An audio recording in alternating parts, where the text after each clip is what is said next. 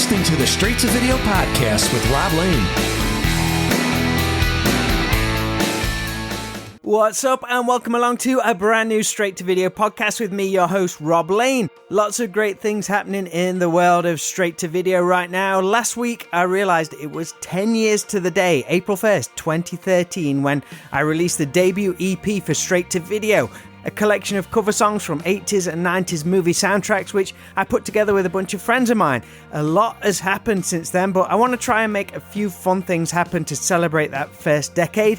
And that begins with a limited reissue of the first EP, which will be available in the next couple of weeks through the stvpod.com website. So if you missed it back then, you can get a brand new copy. Also, we're planning more and more events at the 80s Video Shop in Alfreton, Derbyshire, so please keep an eye on all the social media pages at 80s Video Shop, and if you can, please subscribe to our YouTube page. More importantly though, right now on this new episode of the show, I speak to David Ryder Prangley, singer and bass player of the band Rachel Stamp, who have championed their unique brand of glam rock through the 1990s and beyond, and who are gearing up for a re-release of their album Hymns for Strange Children, along with a headlining big rock show at London's O2 Academy in Islington on April the 14th.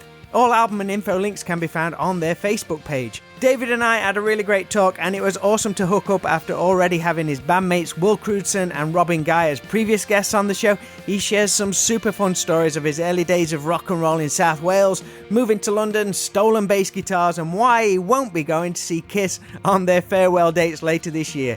This episode of the podcast is proudly presented to you in association with Affinity Photo, which is an incredible piece of photo editing software which I'm always using for graphic design, and it's used to create the podcast's episode artwork you see each week, and more importantly, it's an extremely affordable alternative to all the other programs on the market. So if you can, please check them out at affinity.serif.com. Alright, let's get on with this chat. As mentioned, you can connect with Rachel Stamp on Facebook, and David also has a Bandcamp page under David Ryder Prangley 1, where you can check out his solo albums.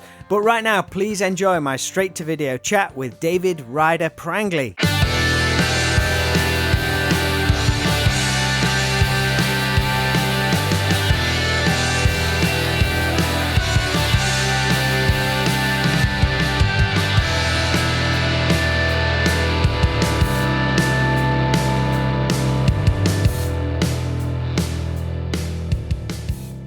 Hello. Good to see you, mate. How's things? Yeah, doing okay. Just sort of, preparing for the Rachel Stamp gig and the album release. Lots happening. Yeah, a lot of stuff. It's quite weird. Has it all been in the planning stages for quite a long time? Because you, unlike many other bands, you've got the vinyl all ready to go.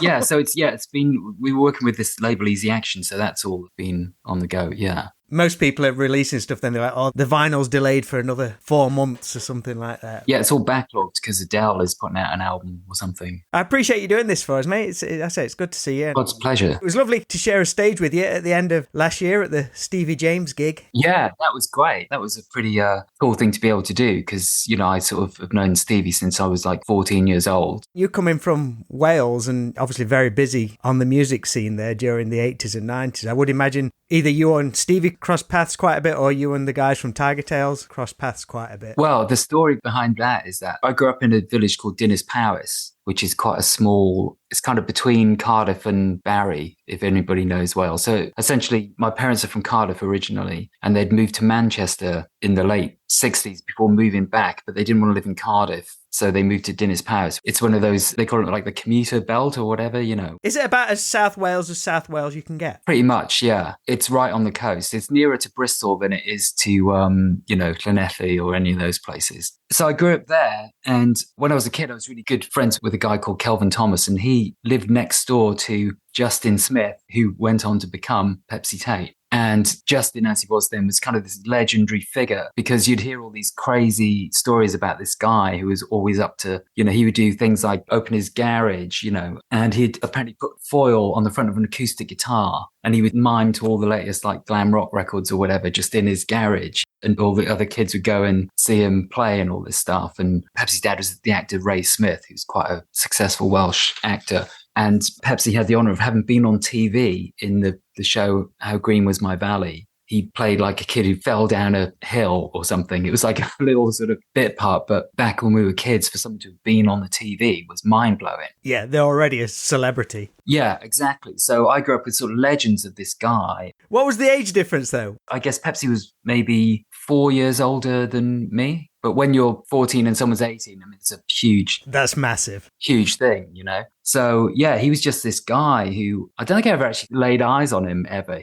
When I was about 12, I discovered Kiss and AC/DC, and I was like, that's what I want to do. I'd already been into sort of rock music when I was a little kid, into like Sweet and Susie Quattro. And when I heard AC/DC and Kiss, I was like, I want to do that. And my parents bought me like a little acoustic guitar, did some lessons. You know, eventually, I think my parents could see I was quite serious about it. So I got like an electric guitar after that. And my brother Michael, who's about 3 years older than me, he joined a band with some of his friends from school. And I was sort of quite envious because it was like, no, I'm the one who plays the guitar in the family. What's going on? But eventually, he essentially got me into his band. So I was in a band with these kids that were a lot older than me. I was 13, 14 or something. And one day we got offered this gig. It was actually a charity gig for the striking miners at the time, which makes me sound very politically active, but I didn't, in all honesty, at the time, I didn't really have a clue what that really was, to be totally honest with you. So we did this show and it was supporting Tigertailz. And we turned up and it was like, oh, this guy, Justin Smith, this legendary guy, this is his band. So we walked into this venue, the Paget Rooms in Penarth. It was a big deal. They'd rented a venue, rented a PA, and we walked in and I remember the stage was covered in old TVs that were all tuned into static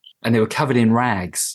And in the middle of the stage was one of those Simmons drum kits. And also, this really impressed me about Tigertailz was there was 6 Marshall stacks on the stage and they were all plugged in. And what they used to do, it was Justin and Jay, each of them had 3 stacks each, but they would mix the cabs up so you get an even sound coming out of either side. And they looked amazing. They didn't really look, how did they look back then? Is this like really early days Tigertailz then? Really early days Tigertailz. So it's before Stevie. The drummer was Ian Welch. He went on to be in Rag Dolls and Robin was in Rag Dolls. It's a big sort of... Everything interweaves along the way. Everything interweaves. So we did that gig and I was really young. I didn't really know what I was doing. I'd never plugged into a Marshall before. I was out of my depth, definitely. What was your band called at that time? My band was called Rock Bottom, named... I don't know how it was named because it was named that before I joined. People used to think that I named it after the Kiss song, but I didn't. They were called that already. Weirdly enough, sounded a lot like UFO. And I was just playing guitar. I wasn't singing at that point. And we'd never heard UFO, but people were like, you sound really like UFO. And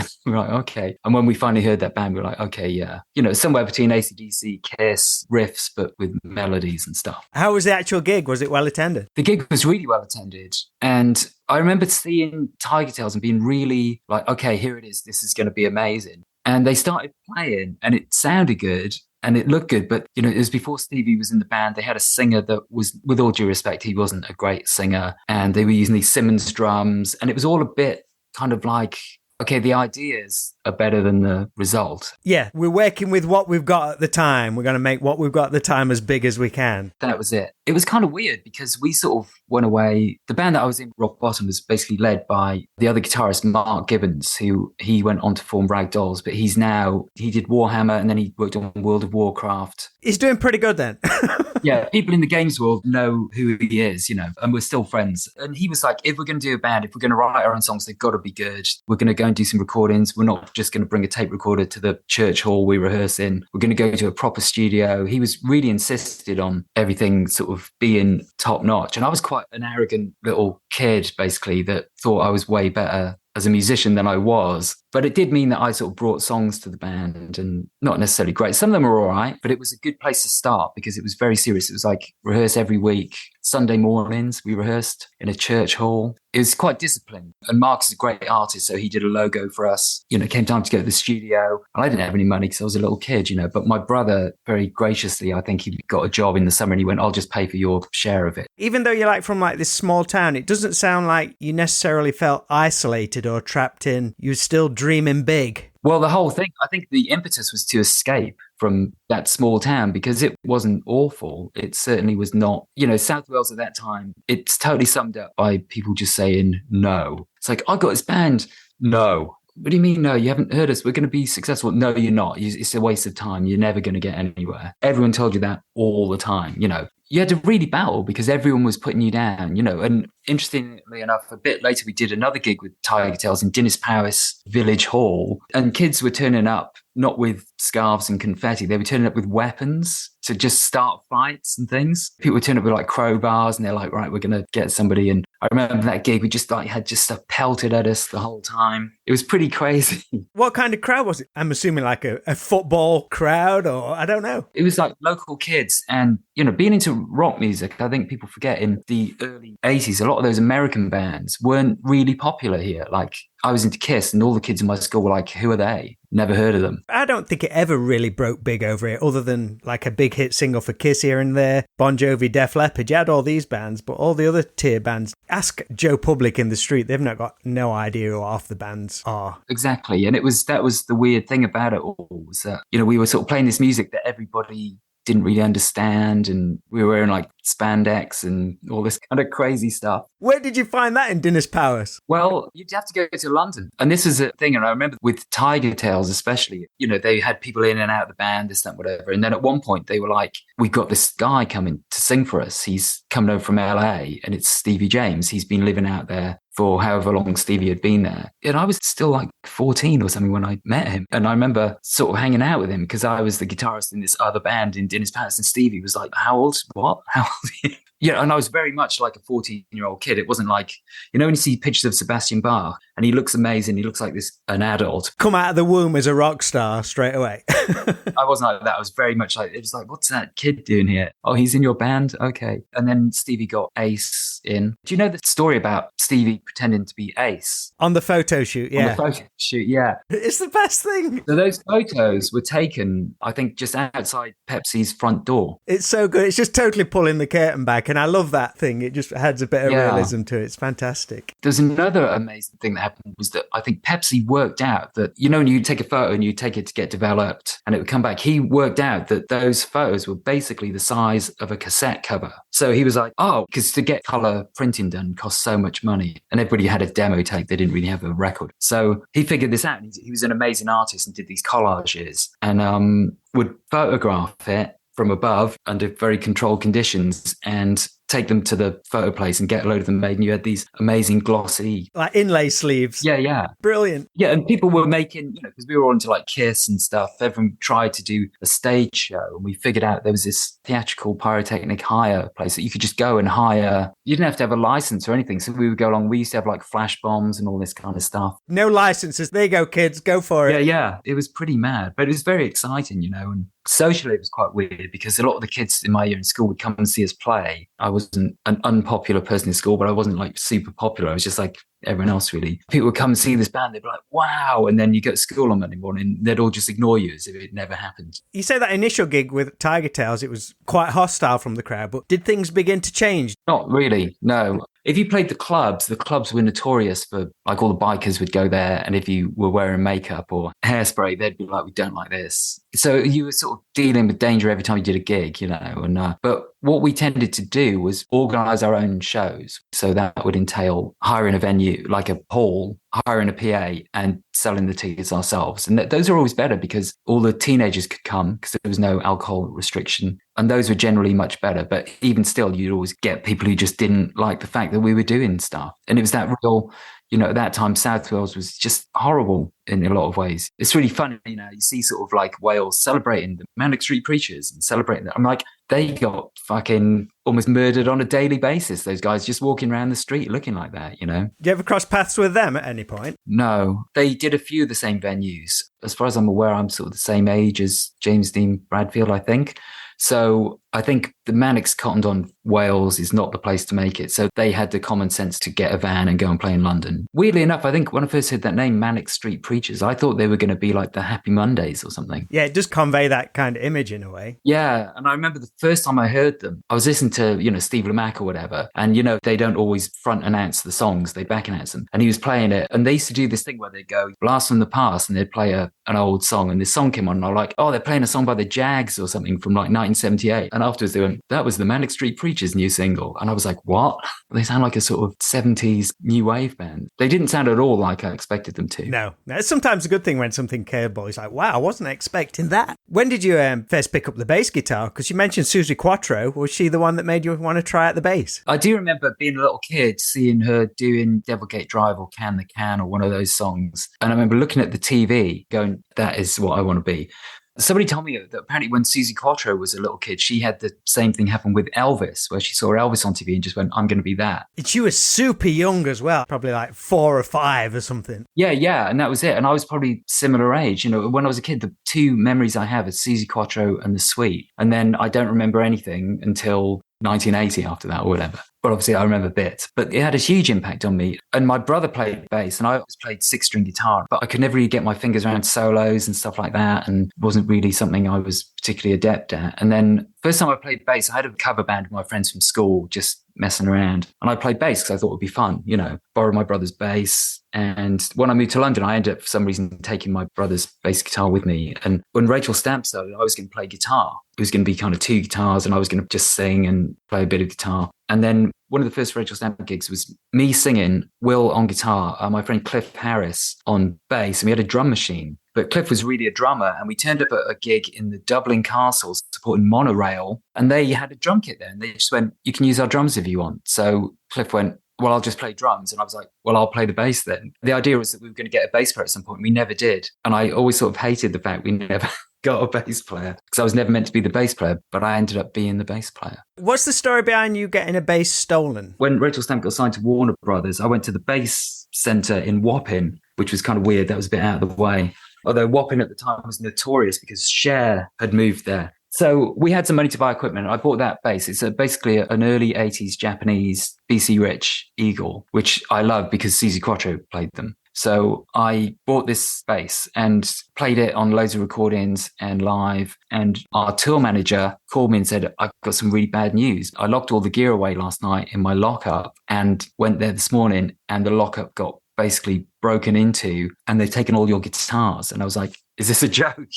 And we had, at the time we had that BC Rich was stolen. I had a super rare guitar, a Burns Concorde, which was like this rocket-shaped bass that was a precursor to the Burns Flight. That got stolen. Will had like a Les Paul custom stolen and a Gretsch Astrojet. Shit. And we went round to all the guitar shops saying, have you seen these? One guy in one shop actually said, somebody brought them in yesterday, but I knew they were stolen, so I didn't touch them. But if I'd have known they belonged to you guys, I would have basically just bought them off the person and sold them back to you or whatever. Anyway, that was gone. And I loved that bass. It's the best bass ever. Fast forward 17 years. And I was looking on eBay and I was like thinking about buying another guitar or whatever. I was like, oh yeah, those Japanese BC Riches, they're really good, those early ones, So I did the search and this bass came up and I was like, that looks just like the one I used to own. And at the time, I think we were playing Tunbridge Wells Forum. I used to hold my guitar by my head and just throw it. And I did that. And this BC Rich, like a big part of the headstock had come off on the front. And so I knew I could recognize straight away. And as I was scrolling through the pictures, I was getting more and more excited going, oh my God, is this my guitar? Then it had the damage on the headstock. I was like, that's my bass. So I messaged the person selling it, who was in Bristol. And I said, look, I'm not in any way saying you stole this from me, but that is my guitar that was stolen. It was reported to the police at the time. And before you sell it, can I just talk to you about, because I want it back, basically. And this guy was super cool. I think he called me straight away and he went, I've taken it off sale. I think he was in his early 20s and he said he'd been selling guitars for 2 or 3 years. And this is about the 5th time this had happened where he'd got an old instrument, he'd got it way down the line and somebody that had it stolen 20, 30 years ago got in touch with him and went, that was nicked from me before he was even born, He's not buying them all from the same person, is he? Well, the crazy thing was that I said, oh, where did you get it? And he said that he bought it from one of those people that go and do house clearances and all that stuff. And apparently it was found in a skip or something. And I was like, this is crazy. So anyway, he had picked it up for not much money. And I said, if I just reimburse you the money you've spent, how about that? And he went, yeah, no worries. So he was really great, really lovely. And I got it back and I sort of looked at it and I was like, yeah, this is the one. And I cleaned it up because I hate dirty guitars. Yeah, and I still play it now. And it's on all my solo records. I don't actually play it on my solo records. My friend Anna Christina plays it on my solo records and plays it live. I wonder where that bass has been and what it's seen while you were away from it. I know, it's bizarre, and also what happened to the other guitars that were taken at the same time. Exactly. But it happens a lot, especially back then when before the internet, people could steal something. And there's so many guitars like that, like Mark Bolan's infamous or famous orange Les Paul got stolen just before he died and allegedly has now turned up somewhere. But I have my doubts whether that's actually the guitar or not. Yeah, and that's the thing, I think, with instruments particularly, because music is such a personal and evocative thing. Yeah, you wonder what music has been played on it in the intervening years. When you first started playing, did you immediately set to work writing songs, or was you just out to join a band? Yeah, when I first started playing, the end goal was being in a band and being in Kiss or whatever was my end goal. But I think most of the first songs I wrote were rip-offs of Runaway songs. I just rearranged riffs, So I think I wrote a song called Trash Can Fever. They've got a song called Trash Can Murders. So it was it was just ridiculous. I didn't know what I was doing. I just copied everything. And I had a song called Turn It Up that was like I Love It Loud by Kiss. And it got me into writing. And then, I don't know, I was quite a weird teenager because I was extremely religious. So I was like in a rock band, but I didn't want to write lyrics that would be offensive. So the band I had with my brother split up and I was just doing my own sort of thing. And I got some interest from Sony Records just on the strength of the demo tape that I had. And so I got together with some of my friends and I was writing songs and everybody was sort of a bit like, the songs are sort of quite good, but they're not really hitting the spot. Anyway, eventually that band split up and I was like, okay, I've got to really I'm fed up of being in bands that split up. I put everything into it. And then I decided to do Rachel Stamp and I wrote the song, Hey, Hey, Michael, You're Really Fantastic. And I remember playing it to my friend Cliff, who'd been in this previous band with, and he was the first drummer in Rachel Stamp. And he was like, okay, now this is a good song. You've turned a corner. Yeah, you're really onto something here, which was really encouraging because he was always super critical, which was a good thing ultimately. If I wrote a song that wasn't very good, he'd just look at me like, why do we have to play this? It's awful. Then I knew it wasn't worth sticking in South Wales. I had to move to London to get that going. Just to rewind just a little bit, talk about the incestual nature of the rock scene. Yes. You was in a band called Hollyweird, and I think, was this the first time you crossed paths with your future Rachel Stamp bandmate, Robin Guy, when he was in Ragdolls? Yeah, so basically when Rock Bottom split up, I got another band together. There was initially called Rockets, which I thought was the best name ever and everyone hated. In that band was me, Cliff Harris on drums, who was in Rachel Stamp, Craig Griffith, who's a really great filmmaker, my friend Chris Nettleton, who went on to form the band The Nubiles. They're a really great band. So it was the four of us. And during that time, I met Robin because he was in a band with my friend Mark, who I'd been in Rock Bottom with, Ragdolls. And Ragdolls initially was formed by Mark and the ex-drummer of Tigertailz. So it's everybody's been in everybody's band. And I was friends with a great guitarist, a guy called Mike Lowe, and I got him into Ragdolls. And they had the singer, this guy, JJ, who looked completely amazing, who was from the Welsh Valleys. So that's when I met Robin. And Robin was quite a full-on character. Yeah, was he even more excitable as a youngster? Basically, he arrived in Cardiff and, Robin's like a really amazing looking dude, and back then he had like sort of really long hair and was, Was he shirtless all the time back then? He was shirtless 90% of the time. And, I just remember basically he arrived in town and every single girl who liked rock music fell in love with him, And at the time he was quite interesting because he was so full on as a drummer, even back then. He did something very interesting. The thing I remember about Robin was he obviously looked amazing. He'd have his double kit and all that sort of stuff. He was a good drummer, but like everyone back then, I think it takes a while for people who play instruments to become band players, to understand what it is in a band. When I would play, I would have this really awful, tinny, fuzzy guitar sound. I didn't really understand. It just doesn't sound good in a band. But the guitar looks cool. And if everybody stops playing, I'll play it on its own, it sounds all right. Everybody's got that thing. And so Robin's thing at the time was, it was just all energy, all just crazy all the time. And it was really full on. So fast forward a few years and Cliff, the drummer in Rachel Stamp, left the band. But we had some quite big gigs coming up. We were playing Tea in the Park in Scotland and we had a headline show at the Underworld, which Cliff was going to do. He was leaving the band, but he was like, I'll do these gigs, just see you through till you can get someone. And then he had an accident where he shut his hand in a car door. So he was like, I can't do them. Sorry. And I was like, okay. And my flatmate at the time, Chris, basically said, I was at a gig at Dingwalls and that guy Robin was playing drums and you should get him in your band. And I was like, but I remember Robin, he was just a bit full on. And then I can't remember what happened. I think then I bumped into Robin totally by chance at like a Korn gig or something. Yeah, I think it was Korn. I just said, can you learn a set? 5 days? And he went, yeah.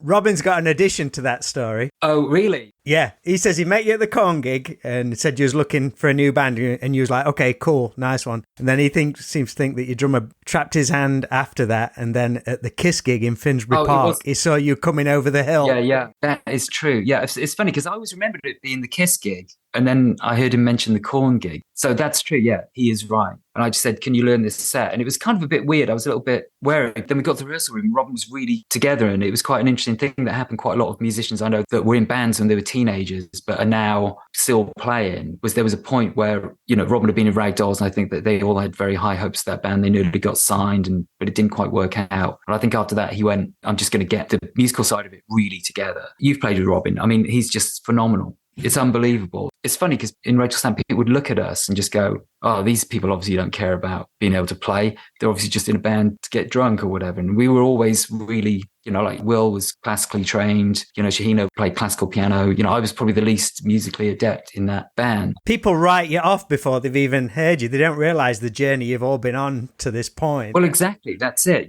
I mean, he's such a great drummer. I've worked with him before because I produced bands as well. And I worked with a band called Alexa Strange very early on in their career as a band, where essentially they didn't really have a drummer or anything. And I said, well, okay, I'll get together extra people that you need to record. And I sort of ended up doing some arrangements of some of their songs that they'd sent me. They turned up and they were like, yeah, okay, we like this one, we like this one.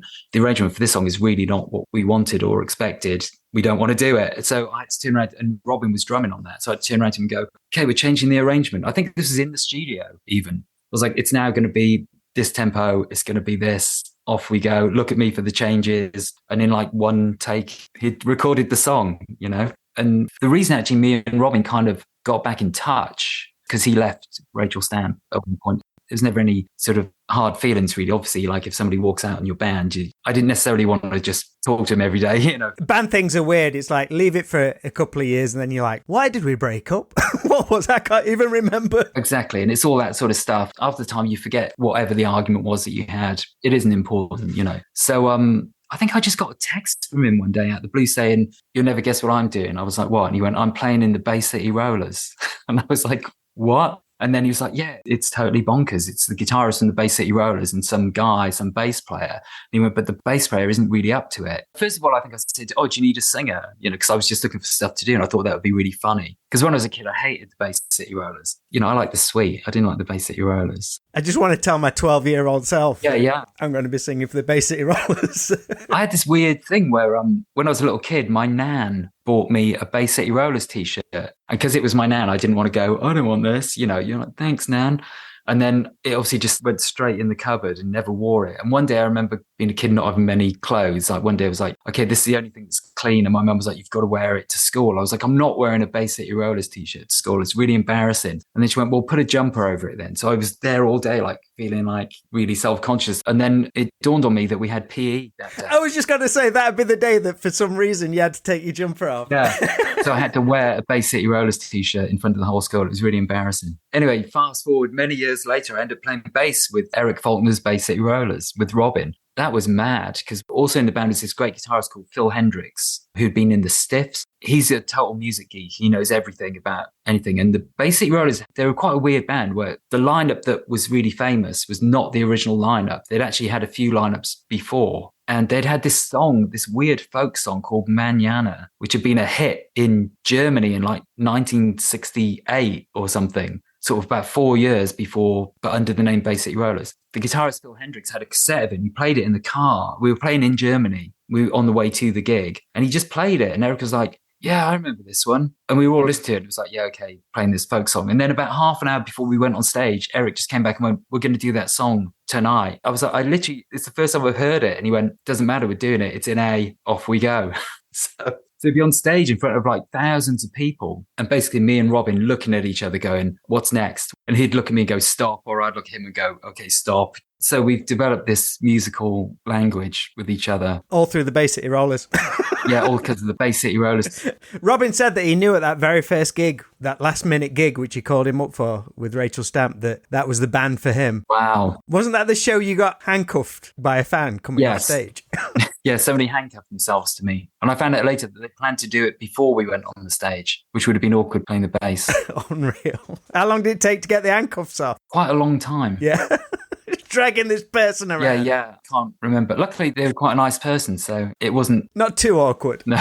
Yeah, and I think that was it. And I think, Robin stayed at my house afterwards. And at the time, I used to hang around a lot with the bass player from the band Fluffy. So she lived around the corner from me. And of course, they were super cool. And he was like, wow, you're friends with the girls in Fluffy. And, and then he stayed at my house. And I lived in King's Cross in London, which is right in the centre. So people used to crash at my house all the time. And I think, you used to get like 5 people just piled in a bed to sleep, and Robin was like, wow, this is where I need to be. That will become the definitive lineup for the band, and one that still continues to this day, culminating in the new re-release of Hymns for Strange Children, scarily 23 years later. How was it revisiting those songs as they've all been remastered for this new release? You've got some revamped artwork. Do you hear certain things which trigger old memories? Well, I do, because with that album, so I did the remastering and it was fascinating just sitting there with the headphones on. And it was quite odd. It did bring back a lot of memories, most of them good, So the history of the band was we'd already made an album for Warner Brothers, which got shelved, but we'd gone to really fancy studios to do that, like Rockfield and Great Linfield Manor, I think. Anyway, all these really expensive, great studios. And then it was we were back to zero budget. Some of the album was recorded in a demo studio at our music publishers. And then John Fryer, the producer, got interested in the band and we worked with him a lot. And we worked with another great recording engineer called Harvey Birrell. But it was all very quick. It was all done very quickly. And at the time I remember thinking, I wish it was sort of sonically a bit better, which, was as much down to us as anything else, really. It was all kind of weird. So I think at the time I was like, it's okay, this album. It wasn't like I was like, yeah, this is amazing. This is great. I thought it was okay, but the fans really liked it, and that was really it. There needed to be an album, really, so people could have all those songs in one place. But listening back to it, it all sounds good. I think it's got a lot of energy. It's got a very unique sound. That's the thing that struck me. It doesn't sound like anything else. I always say it's like a cross between Black Sabbath and Prince. Your fan base from those early days, they've stayed incredibly loyal. Something that, in hindsight, a big record company push could have never been able to buy for a band. But through your hard work, that's what developed. But you've said with that comes a responsibility now when you get back together to fill everyone's expectations every time you come back and go out there. But it can't just be for nostalgia's sake. That's obviously very important for you as an artist. Yeah, it is quite weird. I think for anybody to look back and scrutinize what they did, when they were in their, because I started Rachel Stamp when I was sort of in my early 20s. And then by the time I got to London, I think I moved to London when I was 25 or something. So, for anybody to have to look back at that and all the mistakes they made and just stuff you thought was a good idea at the time. I mean, luckily, a lot of it, I do think it was a good idea. I look at it now and I go, wow, this is great. I'm not embarrassed by any of it. A couple of the songs, I'm like, yeah, maybe they didn't quite hold up the test of time. But the majority of it, I think, is great. And as a band, because we've all kept playing, over the years, whenever we get together, it all sounds really good. And we're all very conscious that whenever we get together, it's got to be really good. And also, one of the hardest things is getting used to the volume. I mean, it's hilarious. I don't think I've ever told the rest of the band this or not. So I'm going to tell you, this is quite funny. I hate rehearsing. It's just like going in a room and being deafened for 3 hours. And I remember once walking into rehearsal, and it was just before Shahina had joined the band. So we were rehearsing as a 3-piece. And I was late. I'm always late for everything. And I hated rehearsing. And I had no money. And I'd sort of trekked 3 miles to the rehearsal studio or whatever. And I walked in, and Robin and Will are playing at deafening volume, just absolutely deafening volume. And they both just sort of look at me. And I'm like, yeah, thanks for getting my amp out of the cupboard, guys, whatever, So I'm there lugging all my gear in while they're still playing. That's one of the worst things when you're setting up and people are blasting away behind you. And I set it all up and I got it all there. And then I finally plugged my guitar and they both looked at me like, well, you're really late. I'm like, yeah, it makes any difference. And I went, okay, let's do Monsters of the New Wave or whatever, or one of the songs. Just before we start playing, I turn the volume down on my bass guitar and start playing. Obviously, nothing's coming out, so I turn the volume down and I just mouthed the words. I didn't even sing. And at the end of it, they went, all right, next song. And I was like, you can't even tell that I'm not playing. You can't hear. Both in their own little worlds. Yeah, and it makes no difference to you whether I'm here or not. That's quite funny. No more rehearsals with David then. I'll just turn up to the gig. That's quite funny. So I don't think I've ever told them that. Oh, that's amazing. It's always a struggle to be heard over Rachel Stamp because it's just so loud. But I like that. I like the fact it's so loud. It's very exciting. Kind of in closing, speaking of nostalgia, will you be going to see any Kiss shows on these very last dates they're doing? No, I won't, because Kiss hold the honour of being both my favourite band and my least favourite band of all time. Van Halen are like that for me. I always say, I hate my favourite band. So there's a strange thing. I met Robin at that Kiss show in 96, or maybe it was 97, but it was when they reformed the first time. And I didn't want to go because I was like, fuck them. Basically, I was massively into Kiss until after Lick It Up. When I got Animalised, I was like, this really isn't that great. And then I liked Asylum. What was after that? Was it Crazy Nights? I was like, it's all right. And then Hot in the Shade came out, and I literally snapped that record in half when I got it. I was like, this is awful. This is just shit. And then I liked a few songs after that. And when they reformed, I was like, what's the point? Why would anybody do that? Why would anybody go back 20 years? To me, it seemed really pointless. And it wasn't like a popular thing. It wasn't a big thing that bands were doing at the time. Cheap Trick had sort of got back together with Tom Peterson, but that was in a just much more subtle sort of way. And AC/DC had done it, I think. The Back in Black lineup had come back together. But with Kiss, it was like, here we go. And me and Will, funnily enough, had been to see Kiss in Donington on that reunion. And I was just like, it's just not, I first saw them on the Lick It Up tour when I was a kid, and it was mind blowing. It was just totally amazing. But this was just a bit like, it is just nostalgia. And also there was that horrible thing where I think Gene Simmons and Paul Stanley had forgotten what Kiss was about. And they were like, oh, Peter Criss, we better put Trigger samples on his... I was like, that's why. It sounds awful. Do you think that sounds good? Because it sounds awful.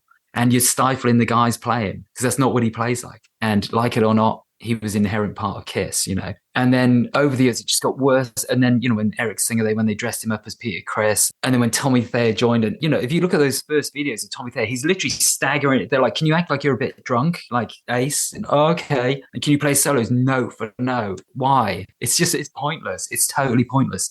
You go down the pub and watch someone doing that, And then they brought out Sonic Boom, and it just sounds like it's just awful. It sounds like some old men trying to sound like Kiss. Yeah, I've been taking note, though. I can tell you've been taking note. Oh, well, I try, I'm like, what are they up to now? And it's just so appalling. And then the worst thing of all, now they're lip syncing in concert, and they deny it. And it's like, oh, Paul, you seem to be 10 feet away from the mic and your voice is coming out. And it still sounds rubbish. They didn't even spend like a month in the studio with him getting a good take. It's awful. And you realize, God, his voice is really gone. Oh, that's the backing track. So in answer to your question, we shan't be working together again.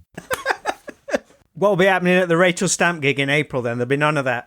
None of that. It's all going to be, that's the thing with Rachel Stamp, it's always totally live. I mean, back in the day when we were making, we would use a bit of programming, maybe sequences, and people were like, you're going to use a sequencer live? I was like, no way, it's going to be disaster. It's just going to be the four of us, and between us, we'll cover everything. It's going to be loud enough for you not to have to worry about hearing those little bits. Exactly, yeah. You're not going to hear all those bits. It is a shame that live music has stopped being live, basically. The trouble is when people start putting one thing on the backing tracks, one day someone will go, can you put a bit of my guitar on that? And, and then before you know it, it's just pre-recorded and the people are just dancing on stage. I don't want to pay £1,000 to see Paul Stanley dance. No, it's 70-something years old, Yeah, I mean, it's like a real shame because when Kiss were good, they were one of the best bands that ever existed. Great songs, great music. Who was your guy when you was growing up? I always ask people when we speak about Kiss, you mentioned Peter Criss earlier and stuff like that. Who was your guy when you first got into them? I liked them all. So I got into Kiss where I met this guy called Nick Harwood who'd been on an exchange year to America. And he came back to the school I was in and he went, actually, no, I first heard about Kiss because I like Marvel comics. There was adverts for Kiss and it wasn't quite sure what it was because it didn't say it was a record. It was just like, what is that? And this kid, Nick, came back to my school and went, I'm into this band Kiss. They're big in America. And I was like, oh my God. And the first song I heard was I Was Made for Loving You, which to me was kind of like, it had all those elements of rock, pop music I'd liked as a little kid, but was new. And I just thought it was fantastic. And I got hugely into them and the look because I was, of the right age to have been into Star Wars and they were very sci-fi. And I went to Buffalo Records in Cardiff, bought double platinum. And then I bought Kiss Alive 2, which came with a little book.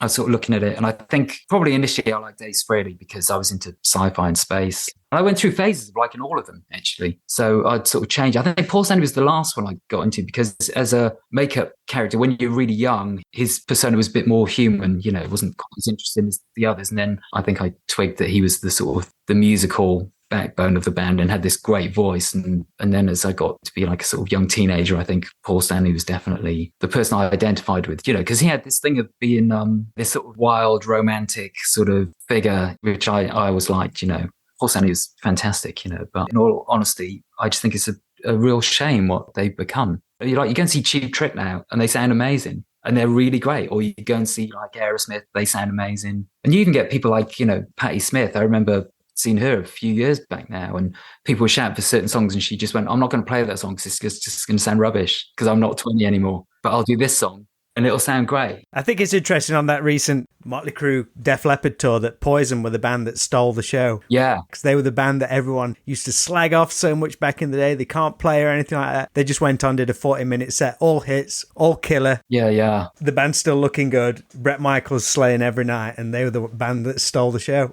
Yeah, exactly. I think a band like Poison, they get sort of slagged off, but I love Look What the Cat Dragged In was obviously a huge influence. And that was a huge influence on like Tigertailz as well. And I remember talking to Stevie James about that album when it came out. And first of all, I was a bit like, Brett's voice it's really unusual for a rock singer. And I remember Stevie going, no, man, his voice is amazing because he's got this real kind of sleazy tone to it. And I was like, oh, yeah, okay. And then I got really into that album. And I think the thing is, Brett Michaels is inherently a rock and roll person. He understands what it is. He will walk out on a stage and he knows what it's about. It's not about the show. You can do the show if you want to, but if the four guys can't get up there and just do it, then what's the point? David, it's been fantastic to speak to you, mate. I wish you all the very best with the re-release of the album, the upcoming gig. I hope things keep going beyond that as well. I'm sure it's going to be amazing. Thank you very much.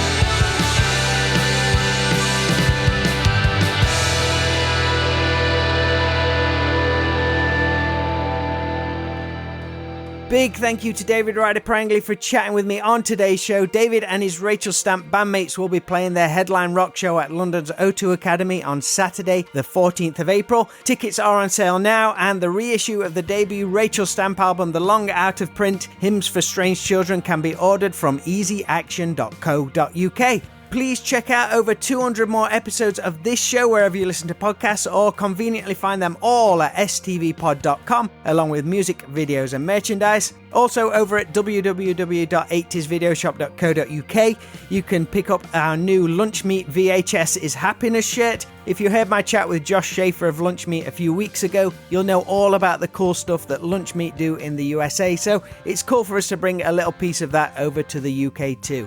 Alright, that is it for today's show. Thanks for the continued listens and support, and I'll speak to you all again next Friday when a new episode drops. But till then, take care and catch you soon.